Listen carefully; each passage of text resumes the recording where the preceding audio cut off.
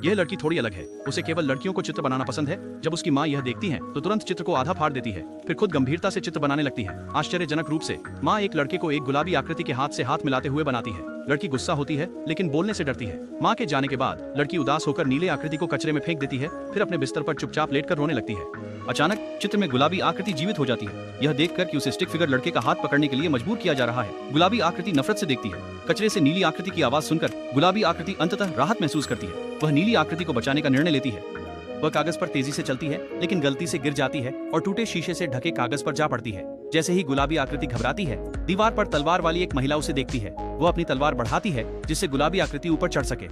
महिला उसे अपनी तस्वीर के पास ले जाती है। गुलाबी आकृति अगले चित्र में कूद जाती है। जल्दी से एक स्केच पैड तक पहुंचती है। वह आपस में लगी कागजों के बीच से यात्रा करते हुए जल्दी ही बालकनी के दूसरी तरफ पहुंच जाती है। नीचे फिसलते हुए एक चित्र उसे पकड़ लेता है। चित्र का पात्र भी मदद कर रहा है। अलविदा कहने के बाद वह खाली कागज पर कूद जाती है। अब नीली आकृति से बस एक कदम दूर।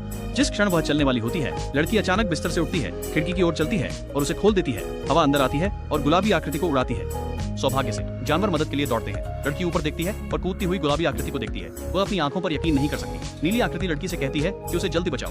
लड़की ऊपर देखती है। गुलाबी आकृति अचानक फिसलती है और गिर जाती है। एंड वक्त पर उसे एक कागज के टुकड़े से पकड़ा जाता है। वह नीली आकृति थी जिसने साहसपूर्वक उसकी जान बचाई। आखिरकार दोनों दोस्त फिर से मिल गए। लड़की खुशी खुशी उन्हें अपनी दीवार पर टांग देती है।